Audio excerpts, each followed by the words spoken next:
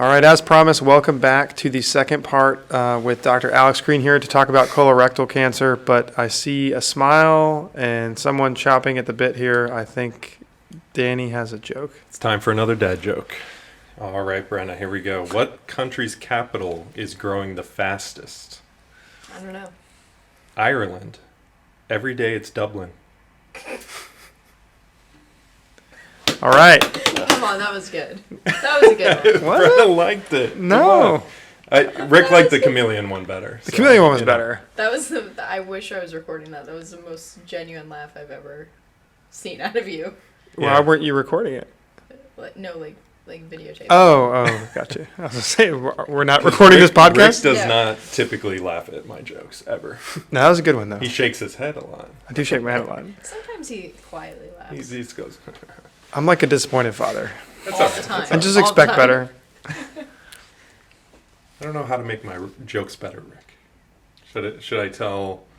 What kind of jokes should we tell here on the podcast now? I think your dad jokes are the hit. Okay. I think I'm in the minority. I'll stay in the dad joke. No, I think I'm in the ones that don't, there's only like, of our 10 active listeners, I comprise the only one that doesn't. Hey, Brenna can attest there's more than 10. There is more than 10. Okay.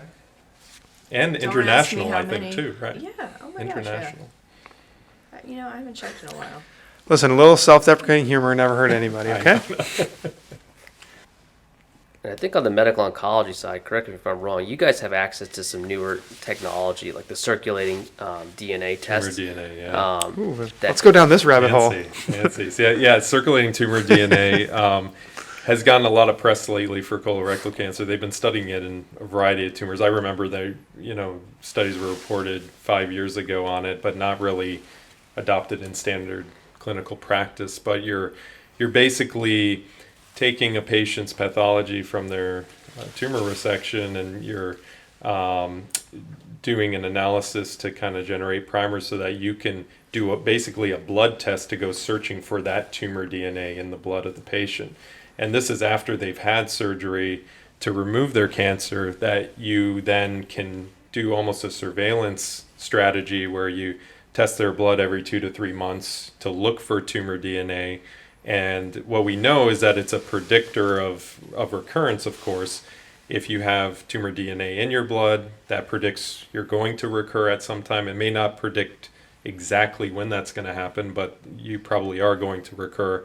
And if you don't have tumor DNA in the blood, that's a great sign, but we know that test is only probably 70 to 80% sensitive at picking up on that circulating tumor DNA. So it's not a guarantee that you're not going to recur, but it is better than the former. So we do utilize that test. There are a few companies that are doing it. I'm not going to name them, but we do utilize that in certain cases. I in my practice, I've generally used it for patients that I feel may be higher risk and maybe weren't either good chemo candidates or maybe completed their chemo and still I felt like they were high risk, and so I'd like to see whether I can detect any circulating tumor DNA. So, the way I've always viewed these is you obviously think it's prognostic in the sense that if they're positive, there's a higher chance their tumor will come back.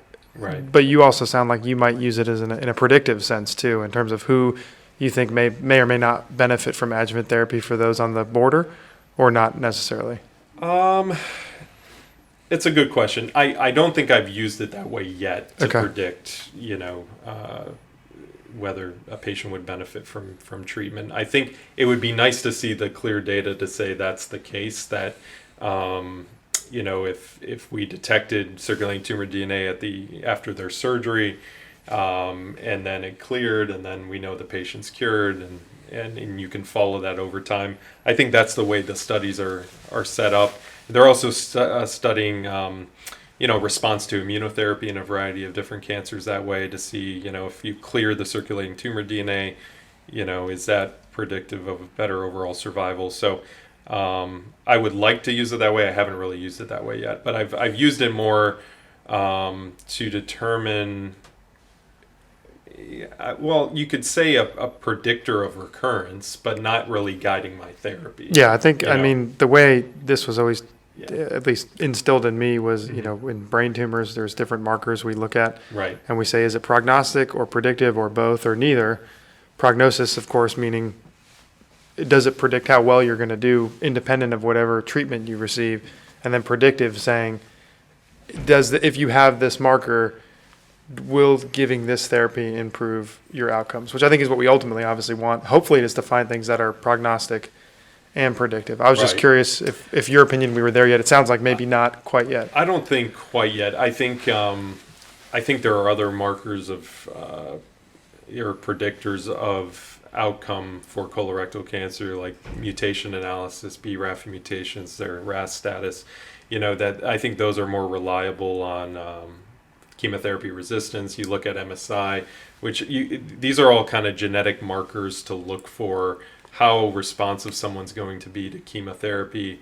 And the reason we give chemotherapy after someone has surgery is to reduce that risk of the cancer coming back. So if I know that the patient's not going to respond well to chemo just by their tumor being resistant to it, you know, that tells me maybe I shouldn't give them this chemo. And then there are a few scenarios that I would avoid giving chemo because of that factor.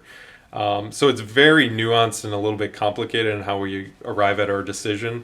I could say generally for stage 3 colon cancer, which is anyone who has a lymph node metastasis around the colon, we give chemotherapy. And the newest kind of data on the block is to say low risk versus high risk stage 3. We can get away with giving 3 months of chemo to low risk versus high risk. We give 6 months always. Older individuals, I sometimes opt to giving monotherapy chemo, meaning just one type of chemo, versus younger patients who I think can tolerate a little bit of toxicity. We give a combination of 2 different types of chemo. So, and nowadays with immunotherapy being, you know, used in almost every tumor type, there are Put it in the trials water, right? ongoing for adding immunotherapy to chemotherapy, but only in certain circumstances. Like you have certain genetic predictors that you may use it. So we get those questions a lot, saying, "Can I use immunotherapy? Can I use proton therapy?" Yeah, go on. I'm looking at you, Rick. Yeah, exactly. No You problem. know, so these are great questions, and there's a lot of time trials out there investigating those questions. But I'd say the latest changes to our practice have been the different duration of chemotherapy for stage 3 disease, utilizing circulating tumor DNA as more of a surveillance to kind of tell us whether a patient's going to recur or not. Because CEA has been a tumor marker we've used for years, which is just not as good. Do you use the circulating tumor DNA to change your imaging follow-up patterns or frequency you would recommend they see Alex to go back for scopes or their GI doctor to get scopes? Is there any data, or do you use that to maybe push people to be a little more aggressive with their surveillance? I would personally change my imaging surveillance, the frequency, if I saw that they started to show circulating tumor DNA in the blood. You know, if they came back with a blood test showing circulating tumor DNA when the previous test was negative, I would certainly opt to do imaging sooner than I would just based on the national cancer guidelines. I haven't really utilized or say scaled back my imaging because of circulating tumor DNA analysis. I think because I've had a couple of cases where I could detect circulating tumor DNA and the levels even went down, but the imaging findings got worse. Yeah, so right. I didn't feel real good about that. So, Doesn't make you want to space it out anymore. I don't think we're there quite yet as far as it necessarily telling us what their disease is doing inside the body. And Alex, how do you approach, you operate on a patient, let's say they get chemo, they don't get chemo. How do you approach your surveillance scopes? I mean, do you tailor it based on their risk, the individual? How do you kind of work your way through all that? Yes, typically, what we recommend is either, me, if they don't have a gastroenterologist, or frequently their gastroenterologist, we want them to have a surveillance colonoscopy, so a full scope 1 year after from surgery. And again, we're looking for small evidence of recurrence. We'll typically biopsy the site where the surgery was done because sometimes you can't even pick it up visually, but there may be microscopic recurrence there. And then for the first few years, we usually do it about every year, and then we tell them at about 5 years, assuming that's been negative, their scans, maybe their circulating tumor DNA is cleared if they had it before, then they kind of return to the normal risk of a typical patient in the just general population. That's assuming they don't have any symptoms or anything like that. If someone had surgery 6 months ago and all of a sudden maybe they're having some new pain or weight loss or not going to the bathroom the same, then, from my standpoint, that would trigger talking about a scope just to make sure there's nothing going on there. Because if you're going to pick up a recurrence, you want to pick it up as early as possible to, again, kind of maximize the treatments. So I think the circulating tumor DNA will have a role. It's just need more data, to see where it's really going to match up. Yeah, and I was actually asking out of a place of ignorance, just because I knew there was a prognostic component to it. I just didn't know if the data was there yet on the predictive component. Yeah, I think there were a couple new studies coming out actually fairly recently on using it more for the predictive side of things, but I don't think it's universal. I'd like it to become more universal to where we could use it for all disease types and kind of have some predictor information there, but I don't think we're there yet. And then just for the listeners, radiation's role in regular colon cancer is relatively limited. A lot of reasons for that. One is the outcomes with surgery and chemotherapy are generally excellent. And two, local recurrence tends to not be the biggest issue for these patients, which is where obviously radiation comes into play. And then, of course, localization of the target once it's been removed. The only times, I really would even consider treatment with in a colon cancer would be if it was up against, attached to something where the surgeon couldn't remove it all, there was clear macroscopic disease left behind, no evidence of distant metastasis, then in that situation you can make an argument further local therapy would probably benefit that patient. But thankfully those cases are few and far between. You guys want to transition to rectal cancer briefly, just because it's a little bit different? Yeah. What do you think? Just keep going? Yeah, just keep going. Okay.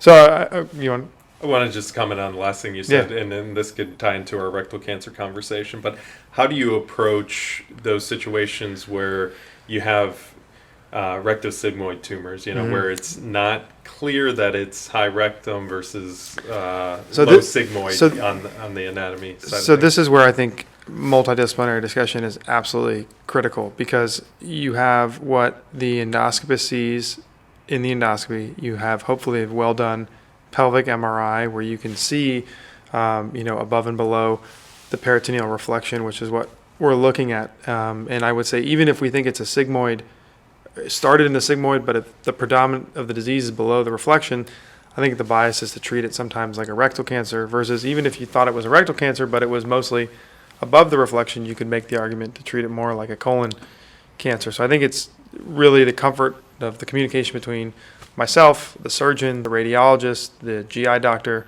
and kind of just coming up with a consensus, because it can mean, depending on the situation, a pretty different, fork in the road for the patient. I don't know, Alex, if you wanted to add anything else to that. I think a key thing there, from the gastroenterologist standpoint, if they're doing the colonoscopy, it's a flexible scope. So they're always measuring how far is the mass they find from the outside, and that's the key thing. We know the rectum is a certain amount of centimeters. It varies by body habitus, male, female, things like that. But it's a flexible scope, so sometimes that can be a little misleading to them, because if the scope is a little twisted on the inside or looped on itself, it can give a distance that's not as accurate. So sometimes if I'm seeing someone in the office, if they can tolerate it, I'll actually do what's called a rigid scope, which is a straight scope, and it gives us a more true assessment of the measurement from the outside. But that's where I think even more than that, the MRI is critical, because the MRI, it's a one point in time. There's no scope looping or bending. The patient's in a very neutral position. And that's how I look at a lot of treatment. So I think it's key. Anyone with a rectal cancer or potentially a low sigmoid cancer gets an MRI. That's really what I go off of, because that's going to make a world of difference for the patient's treatment regimen. And say if you're the only one that saw that patient, Alex, then what's your next step if you think that you identified a rectal cancer, what do you normally do in that scenario? So if I'm doing a scope on someone for hemorrhoids or something like that, I'll find CAT scans of the chest, nav, and pelvis, and then a pelvic MRI. Okay. And then obviously that'd be a multidisciplinary team approach there, based on the biopsies with you guys, with medical oncology, radiation oncology, and then we kind of go from there. Bring the whole team together. Yeah. Yeah. That's something you want to have everyone's input. Right. Yeah, I think the the MRI is obviously critical for that, and then this is where I think staging. You talk about stage migration all the time. As we get better imaging, hopefully we're able to identify the stages more accurately. I think MRIs really change the game with rectal cancer in that regard, because it's better for nodal staging than in the U.S. Or CT scan. It's more sensitive, and obviously helping understand, is this a colon cancer or is this a rectal cancer? So I think it's important, and unless there's some contraindication to a patient getting an MRI, I think, in my opinion, it's part of the standard of care, and really that step should not be skipped. Yeah, I think it's key, and it's a good way to follow the patient too. After their initial chemotherapy, radiation, after their surgery, because there's a small subset of patients that just don't respond well to anything, and then you want to minimize what you're doing to them. I don't want to put them through a big surgery that's not going to help them if they're not responding well to the initial treatment. So when you guys are giving chemotherapy and radiation up front, it's almost like a test of the cancer before putting them through surgery. And I feel the same way too. It helps also distinguish, maybe you get someone who needs to go to surgery first and doesn't need chemo or radiation.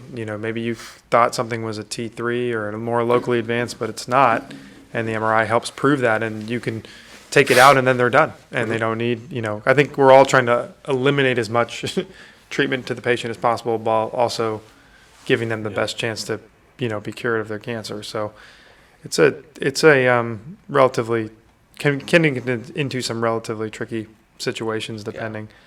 I think for the listeners, that's kind of a shift, is where colon cancer surgery for most patients, as long as they're not, widely metastatic, surgery is really the initial treatment for the vast majority of patients. Whereas in rectal cancer, it's some are going to be treated with something before surgery.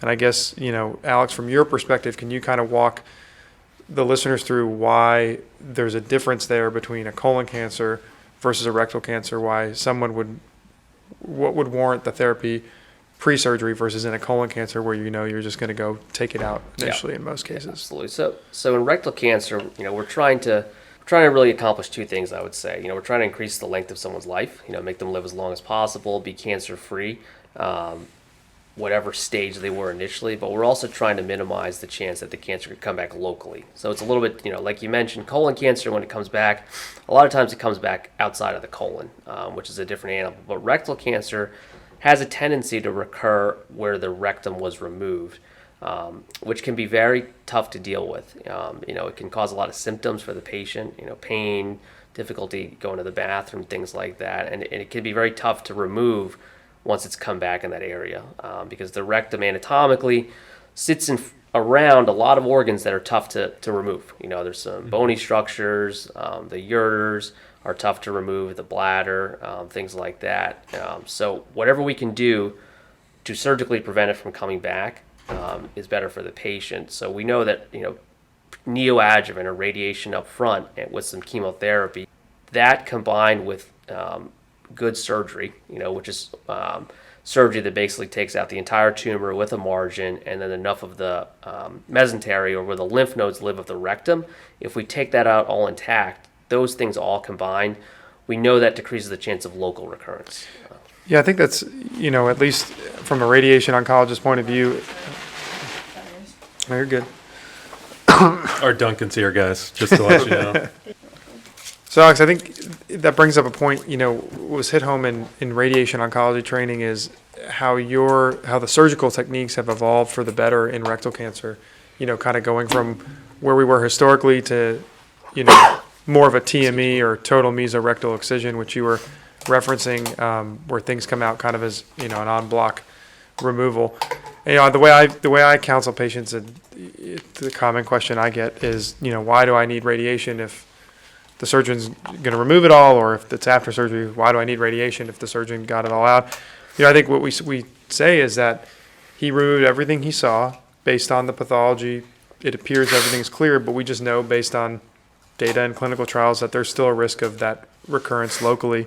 And so my job is to hopefully basically kind of be a janitor and clean up that area from anything that, is either left behind after surgery, or to help Alex and his, team remove it all and better chance of getting it all out. So I think that's a little simplistic way to look at it, but sort of the 10,000 foot view of why it's important in the rectum, as you mentioned, because if you have a local recurrence, it can be a very morbid and not a good situation for patients to be in. Yeah, absolutely. I think it lessens anxiety too when the patient knows that you and Alex are communicating with one another at the start, right? You're discussing the MRI. You're saying, okay, this is the approach we're going to take. We know you need chemoradiation before I go in and operate. And yes, I plan to operate. It's not that chemoradiation and then you're done, which Right. is a lot of the question too that comes up. Can I just be done after radiation's over? Yeah, that we could talk about it briefly, but I mean, I think that's, especially for low-lying rectal tumors where the patient will be left with a permanent ostomy. I think a lot of patients Yeah. want to know, is there any way under the sun I can get out of it? And, Sure. I'll just tell you the way I approach it, and Alex, feel free to, disagree or say something else. But I mean, most patients say the standard of care is no. We treat you with, chemoradiation plus or minus chemo before or after, plus an APR, which would leave you with the ostomy. But that's what is recommended oncologically. There is evolving literature for what we call, you can call it watch and wait or close observation, where a patient goes through chemoradiation under a very rigorous protocol of pre-treatment, post-treatment surveillance, including frequent scopes, both rigid and flexible, and biopsies and tattooing and MRIs and all these things, which, when you tell that to a lot of patients, they actually say, well, actually, that doesn't sound too great. I think I'll just have the surgery. But in that situation where if someone had a complete response, both on the scope clinically, on the imaging radiographically, and biopsy-proven negative disease, you can have that discussion with the patient, but understanding that it's not the standard of care and there is still a higher risk of recurrence. I would say most patients, when you kind of explain all that to them and walk through how rigid that follow-up protocol should be, I think a lot of people end up going to surgery. I don't know if you have a different way you frame that discussion. That's but exactly the same way I say it. Like we talked about, everyone wants to know, do they have a bag? For most colon cancer, almost no. But when you're talking about rectal cancer, depending on how low-lying it is, so basically how close it is to the anus or the outside, there are some people that do require a permanent one, and there's a good subset of people that require a temporary one to allow things to heal, especially if they've been radiated.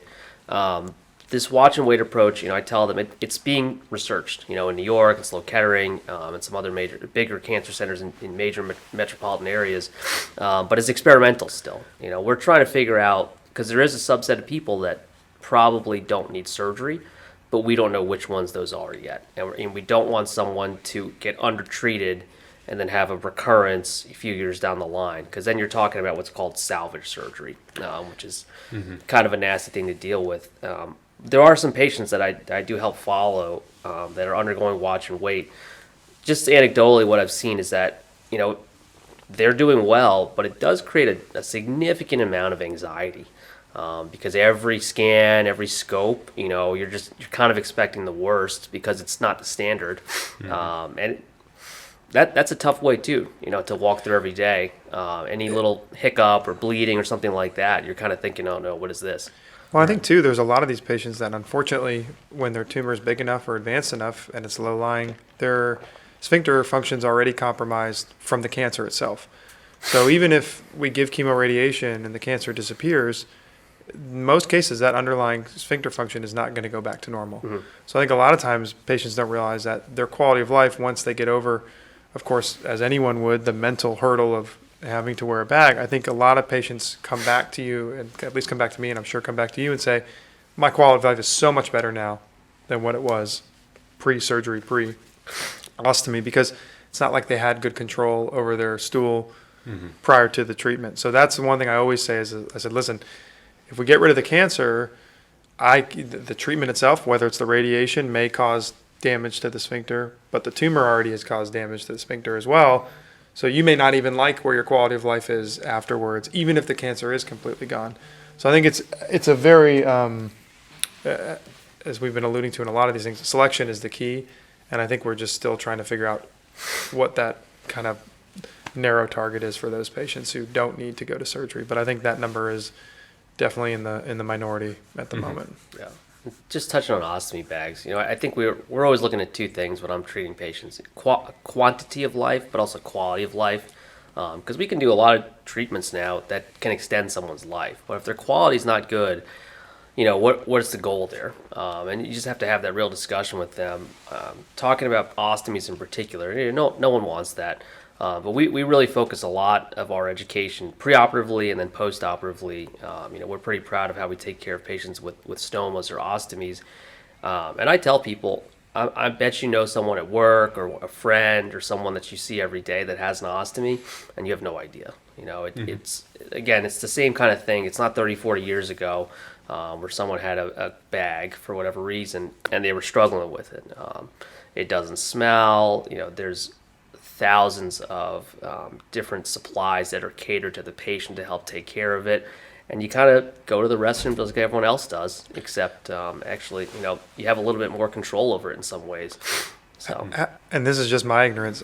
How is this? Has the surgical management changed in terms of how you create a stoma or how it's managed? Is that evolved at all? I think it's evolved in the way that same thing with minimally invasive surgery. Because we're not creating a large incision in the middle of someone's abdomen, it gives us a little bit more freedom on where we can place things, and we can be a little bit more precise with it. We actually mark people preoperatively to see where the optimal place would be on their abdomen, based on their size, where their skin kind of folds, where they like to wear their pants. But when you don't have to keep it away from a large incision, you're a little bit more free to put it in the optimal place for a patient. And that helps them take care of it. Yeah. So Alex, really appreciate your time. We know you're very busy, and obviously you do a lot for this community and help take care of patients, like you said, from benign conditions to malignant conditions. Is there any place where our listeners can go to learn more about you, about your practice, and maybe get some more information? Yep, that would be great. So we have a website where you can find a lot of information about colorectal cancer and the treatments involved. It's www.MASJax.com. And we have a Facebook page, too, with Memorial Advanced Surgery that they can find the links to on our website. So thank you guys again so much for having me. It was great. No, it's our pleasure. Our pleasure to have you here. Thanks so much for coming back and joining us for another episode of Medical Minute. If you have any questions on things we should talk about, questions you'd like answered, or if you just want to say hi, email us at medicalminute@csnf.us. And make sure you follow us on social media. Search Cancer Specialists of North Florida on Facebook and _CSNF on Twitter and Instagram. As always, we appreciate you giving us a few minutes of your time, and we hope you learned something today. And remember, when it comes to your health, stay informed. Ask questions and tune in next time.